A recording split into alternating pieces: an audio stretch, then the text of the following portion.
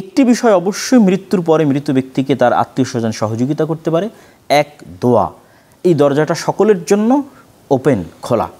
আমরাও আমাদের অতীতে চলে যাওয়া আত্মীয় স্বজন, বাবা মা, এমনকি সকল মুসলিমের জন্য আমরা দোয়া করতে পারি। দ্বিতীয়ত, অর্থনৈতিক ইবাদত যেটা টাকার সাথে রিলেটেড, সেটি হচ্ছে তার নামে দান করা, তার নামে গরিব মিসকিন ইয়েতিমদের খাওয়ানো। তবে অবশ্যই সেটির ক্ষেত্রে নির্ধারিত কোনো দিন নাই, সেটির ক্ষেত্রে নির্ধারিত কোনো রসম এবং রেওয়াজ নাই, এবং অবশ্যই যেন সেটি অসহায় গরিব দুস্থদের খাওয়ানো হয়। আমাদের দেশে যে রেওয়াজগুলো হয়েছে, এই রেওয়াজগুলোতে কিন্তু সাদাকা পাওয়ার যোগ্য ব্যক্তি দেখা হয় না, বরং একটা অনুষ্ঠান আয়োজন করা হচ্ছে, সেখানে সবাই অংশগ্রহণ করছে। তাহলে সেটি তো আসলে নেকির কোনো কারণ হতে পারে না। নেকির কারণ তখনই হবে যখন আপনি ওই খাবারটা শুধুমাত্র ইয়েতিম এবং মিসকিনদেরকে দিচ্ছেন এবং সাদাকার নিয়তে দিচ্ছেন, যারা সাদাকা পাওয়ার হকদার তাদেরকে দিচ্ছেন। অবশ্যই অর্থনৈতিক ইবাদত দিয়ে, দান করার মাধ্যমে, সাদাকার মাধ্যমে, সাদাকায়ে জারিয়ার মাধ্যমে আমরা আমাদের মৃত ব্যক্তি যারা অতীতে চলে গেছে, আমার বাবার জন্য, তাদের সহযোগিতা করতে পারি।